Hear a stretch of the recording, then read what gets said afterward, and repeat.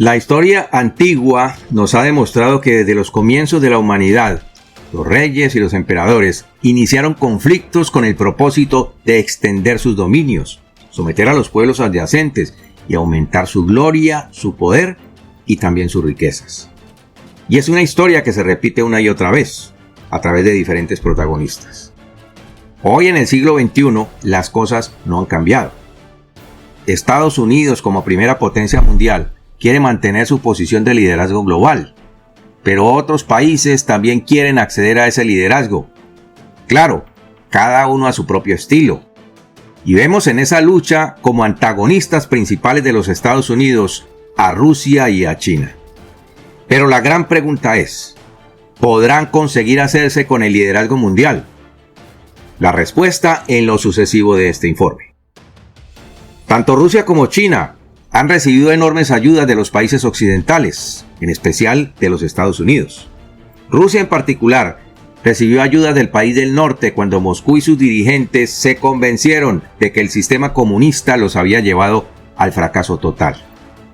Y fueron los propios rusos quienes dieron el paso definitivo para acabar con el sistema de gobierno. No obstante, cuando ya se recuperaron de la bancarrota, ahora arremeten contra quienes los sacaron de la crisis económica en la que habían caído. Por otro lado está China, que igualmente implantó un sistema de gobierno comunista, como el de Rusia, que aunque se impusieron en 1949 frente al gobierno de la República de China, liderado por Chiang Kai-shek, fueron incapaces de hacer prosperar una sociedad que por demás estaba, y aún lo está, bajo el sometimiento del único partido que existe en la China continental, el Partido Comunista Chino. Cabe señalar que Chiang Kai-shek y sus seguidores anticomunistas se retiraron a la isla de Taiwán, en donde han conseguido elevar el nivel de vida de los ciudadanos taiwaneses y en donde gozan de todas las libertades democráticas.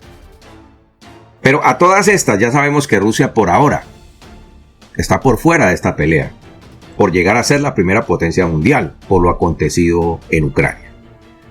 Y es Beijing la que está en esta lucha, y hace más de una década, con el progreso conseguido, se habían propuesto convertirse en la primera potencia mundial para el año 2030. Sin embargo, esas proyecciones se están retrasando cada vez más, y este 2023 han dicho que conseguirán sus objetivos para el año 2050. ¿Pero por qué el retraso? Nosotros hemos identificado varios factores que le impedirán a China, sí o sí, conseguir el liderazgo mundial para la mitad del siglo XXI. En este informe estaremos hablando de uno de esos factores, que aunque no lo creas, es fundamental para el crecimiento económico y el desarrollo de cualquier país. Además, al finalizar este informe, estaremos hablando de otro factor del que poco hablan los analistas internacionales, pero que es del todo importante. Centrémonos por ahora en el primer factor. El país asiático tiene enfrente un enemigo silencioso, que curiosamente no está fuera de sus fronteras, sino dentro de ellas. Mira entonces lo que ha venido ocurriendo en el país asiático. Las proyecciones del gobierno indican que para el 2035, alrededor del 30% de la población china, es decir, aproximadamente 400 millones de personas, tendrá 60 años o más de edad. Además, debido al hecho de que el año pasado fue la primera vez desde 1961 que ocurrieron más fallecimientos que nacimientos en todo el país, y se espera que la relación entre ancianos y jóvenes se vuelva cada vez más desequilibrada. Este cambio demográfico plantea un desafío significativo para China, ya que podría resultar en una década perdida similar a lo ocurrido en Japón. Si bien la política del hijo único se implementó para combatir la sobrepoblación, esta se implementó demasiado estricta, lo que exacerbó esta crisis de envejecimiento. La ciudad china de Nantong se ha inundado tanto de personas mayores que a primera vista parece una comunidad de jubilados. Los negocios locales en cualquier ciudad generalmente mantienen una carga laboral para trabajadores que no están jubilados, es decir, menores de 60 años, como guardias de fábricas, trabajadores de tiendas, lavaplatos y meseros en restaurantes. Los estudios demuestran que la ciudad más antigua de China, Nantong, tiene un estatus demográfico único, ya que alberga 7.7 millones de personas y el 30% de las cuales tiene 60 años o más. Es decir, que más de 2.3 millones de personas están en edad de jubilación y no lo han conseguido. Y esto es casi el doble de la proporción nacional, que es del 18.7%. Esto según el Censo Nacional de Población de 2020. Entonces se hace referencia a Nantong como el origen del proceso de industrialización de China, incluso sirviendo como la primera ubicación de las fábricas textiles a partir de la década de 1890. La ciudad experimentó un declive en la década de 1990, es decir, 100 años después, debido al rápido crecimiento de las ciudades adyacentes de Suzhou y Shanghái, lo que provocó la migración de los habitantes y su posterior aislamiento. Me refiero al de la ciudad de Nantong. En la actualidad los esfuerzos de la ciudad se centran en hacer frente a la población que envejece rápidamente. Con una demografía similar al futuro proyectado de China, Nantong ofrece una mirada a los próximos años de lo que será el país y también sirve como un vistazo a la historia, ofreciendo una ventana a su pasado. Si las tendencias persisten, para el año 2035, toda China en su conjunto se parecerá al perfil demográfico que hoy tiene la ciudad de Nantong. Y un dato curioso: las farmacias en la ciudad tienen más pedidos de pañales para adultos, en una proporción que supera el 50% frente a los que usan los niños. ¿Qué te parece esto? Y esto ya te puede dar una idea de lo crítico de la situación.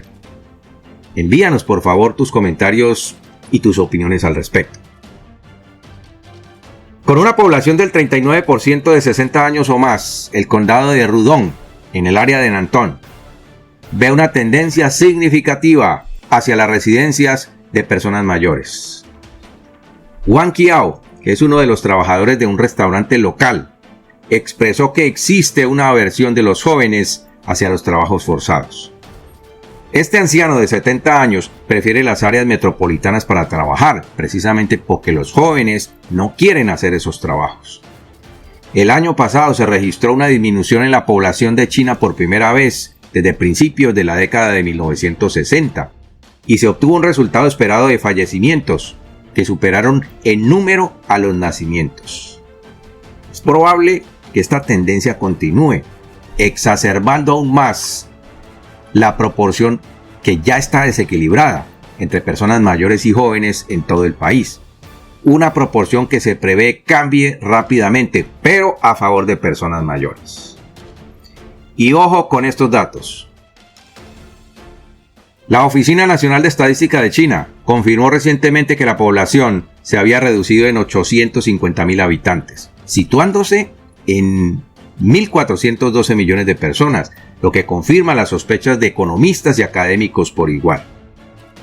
En 1961, las estrategias económicas de Mao Zedong, conocidas como el Gran Salto Adelante, dieron como resultado millones de muertes de chinos, lo que provocó una disminución de la población en el país. Sin embargo, esta disminución duró poco y la población de China se pudo recuperar poco después. Los expertos predijeron una recesión permanente y prolongada en la natalidad, debido a la política del hijo único en China entre 1980 y el 2016, cuyo objetivo era limitar las tasas de fertilidad. Queda por ver entonces el impacto de gran alcance en la economía de China para las décadas siguientes, pero con base en las repercusiones experimentadas por otros países, el panorama parece poco prometedor. Actualmente las campanas de alarma están sonando en toda China. El año pasado la población de China enfrentó una fuerte disminución, alineando al país con otras importantes economías asiáticas. Países como Japón y Corea del Sur lideran el mundo en términos de población envejecida. Y en una extraña coincidencia, Corea del Sur también tiene la menor cantidad de nacimientos. Una de las conclusiones que podemos sacar hasta ahora es que para los países asiáticos, luego de la Segunda Guerra Mundial, se volvió un problema la alta natalidad, y por eso entraron a controlarla. Todo lo contrario a lo que ocurrió en Occidente.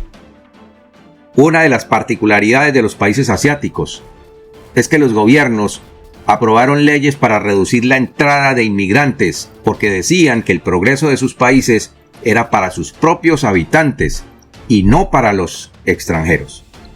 Y esto es un grave error. Cuando Canadá entendió que su población se estaba envejeciendo y que los índices de natalidad se habían reducido, precisamente porque mantenían cerradas sus fronteras a los inmigrantes, iniciaron programas de inmigración ordenados y organizados para poblar el país. Y el resultado fue un desarrollo económico incomparable. Igual que ha acontecido en los Estados Unidos, que siempre ha mantenido sus fronteras abiertas a la inmigración. En varias naciones como Singapur, Tailandia y Taiwán, la población está disminuyendo, mientras que Vietnam, Filipinas y otros países también experimentan una disminución en el crecimiento de su población. Algunos países tienen la suerte de ver la prosperidad antes de que el envejecimiento se convierta en un problema, lo que lleva a una jubilación cómoda para muchas personas mayores. Las personas mayores ofrecen una menor capacidad laboral para los empleadores. Un ejemplo de esto sería Japón, donde el ingreso medio alcanzó el estatus de primer mundo mucho antes de que su población se estabilizara. Este pico coincidió con el colapso de su burbuja económica, que fue a fines de la década de 1980.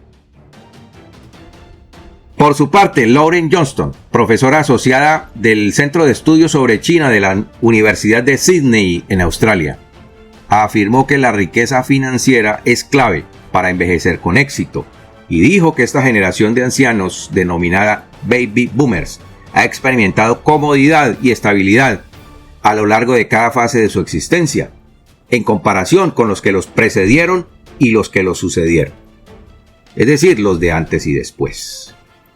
En contraste, China enfrenta un desafío único con su problema de población en medio de su compleja situación económica. El país aún no ha alcanzado el estado de ingresos altos, como lo han alcanzado otros países desarrollados, y la disminución de la población va a obstaculizar el progreso económico. Los altos ingresos son una característica intrínseca a los países desarrollados, y China pretende ser la primera potencia mundial pagando pírricos salarios para mantener las exportaciones de sus productos a todo el mundo.